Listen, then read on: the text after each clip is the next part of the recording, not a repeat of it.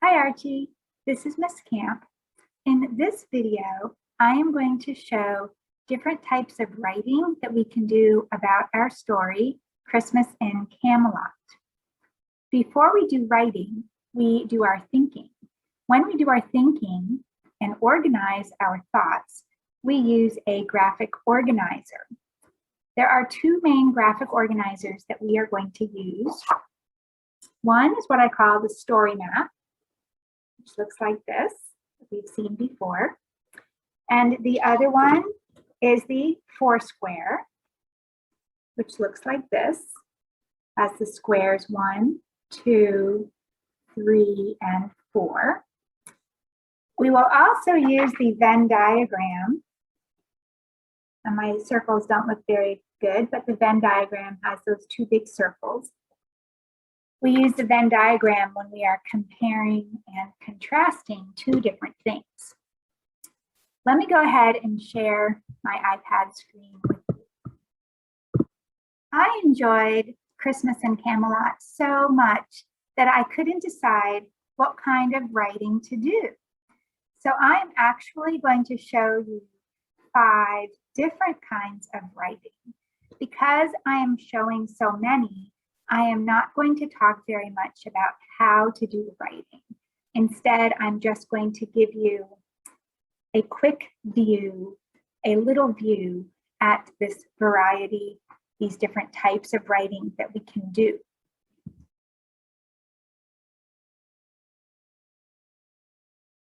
So after we read a story, we might decide that we just want to write a summary of the story. A summary of the story will probably use our story map, and we will look at what happens at the beginning of the story, in the middle, and at the end. A character analysis is when we pick a character in the story and we think about what kind of person is this? We look at the things that the person does and says and think, what kind of person would do these things or would say these things?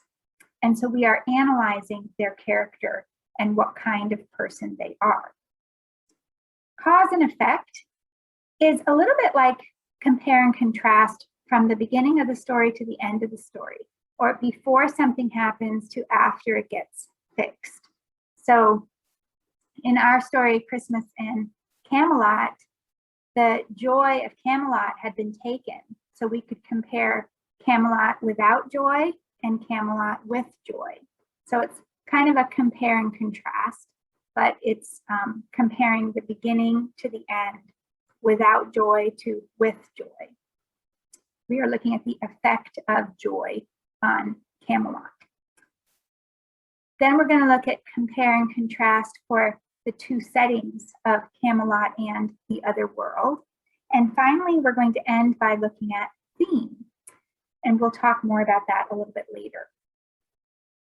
So first, I'm going to show you summary. When we are planning to write a paragraph summary of a story, we would start with a story map, because the story map will let us think about what happens at the beginning of the story, in the middle of the story, and at the end of the story. We will think about who the characters are, where and when this is taking place.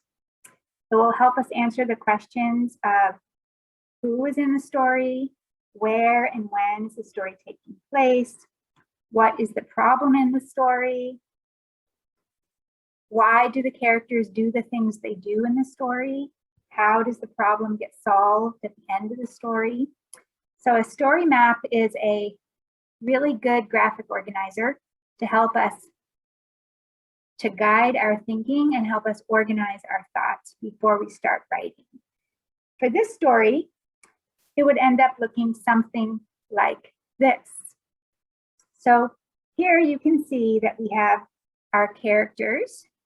We have Jack and Annie, Morgan, King Arthur, 3 missing knights, the White Stag, the Christmas Knight, and the Guardians of the Cauldron. And there's some others as well. For our setting, it's Pennsylvania, Camelot, and the other world. The problem in the story is that a spell had robbed Camelot of all its joy, and the joy can only be returned if someone brings back a cup of the water of memory and imagination that is guarded in the other world.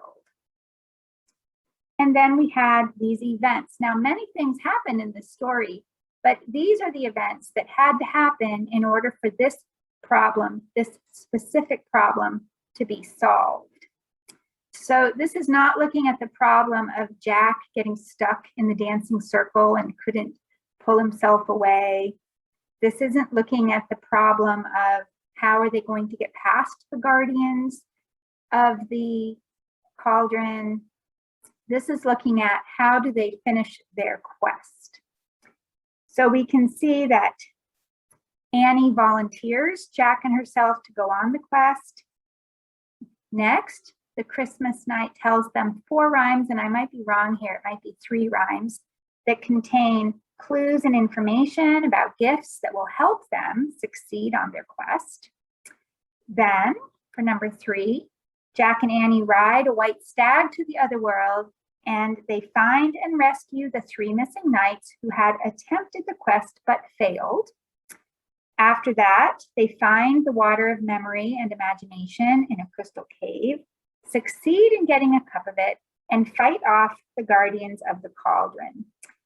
You can see here in this event, I actually used commas to put 3 different events into one sentence. That's sort of a sneaky way to add some extra events, because you can see that they find the water of memory and imagination. They succeed at getting a cup of the water, and they fight off the guardians of the cauldron.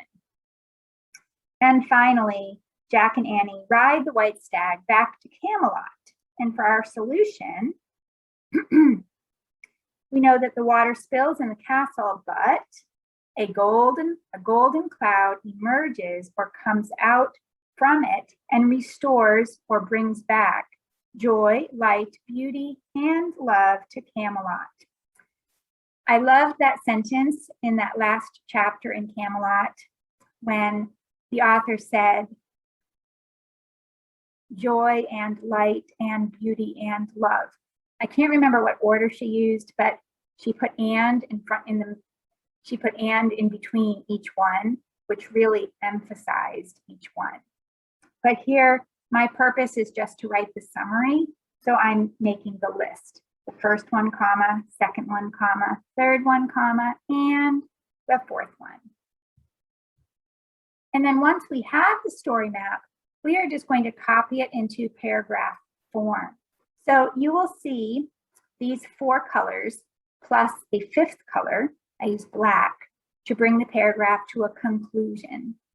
With the red color, I will be introducing the title of the story and some of the characters and kind of a hint about what the whole story is about.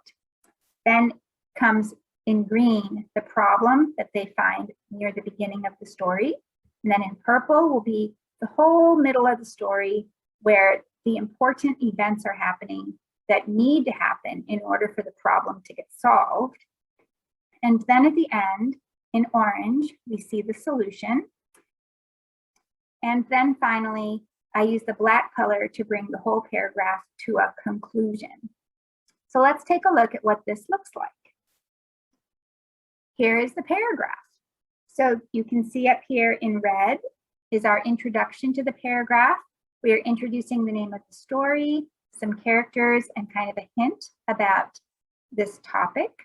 Then we will see the problem at the beginning of the story, the important events, the solution, and then our conclusion. The key to a good summary is to pick your events carefully. You only want to include events that need to happen in order for the problem to be solved. So let's read this summary together. In the Magic Treehouse story, Christmas in Camelot, Jack and Annie are given the mission of saving Camelot. In the beginning, they find a spell had robbed Camelot of all its joy, and the joy can only be returned if someone brings back a cup of the water of memory and imagination that is guarded in the other world. Here comes our events. First, Annie volunteers Jack and herself to go on the quest. Next, see our transition words. This is the transition to the next event. Next, the Christmas night tells them 3 rhymes that contain clues and information about gifts that will help them succeed on their quest. Then Jack and Annie ride a white stag to the other world, and they find and rescue the 3 missing knights who had previously attempted the quest but failed. After that, they find the water of memory and imagination in a crystal cave, succeed in getting a cup of it, and fight off the guardians of the cauldron. Finally, Jack and Annie ride the white stag back to Camelot. In the end, the water spills in the castle, but a golden cloud emerges from it and restores joy, light, beauty, and love to Camelot. As you can see, Jack and Annie save Camelot. As I look at this summary, I notice one event that maybe I did not need to include. For example, maybe I did not need to say that they rescued the 3 missing knights who had previously attempted the quest but failed. Maybe it would have been better to mention the 3 missing knights because the 3 missing knights gave them 3 gifts that had been mentioned in the rhymes that they needed in order to succeed at the quest. And I did not mention those gifts in this summary. So that might have been more important to use as an event. The 3 gifts given to them by the 3 knights, rather than mentioning that these 3 knights had previously attempted the quest and failed. So this was a first draft for the summary, but anytime we do our writing, we want to look at it and think about it and decide, how can we make it better? Is there anything we can change? The process of writing is such a fun one because we can always make it better. We can always change it. So that was the summary.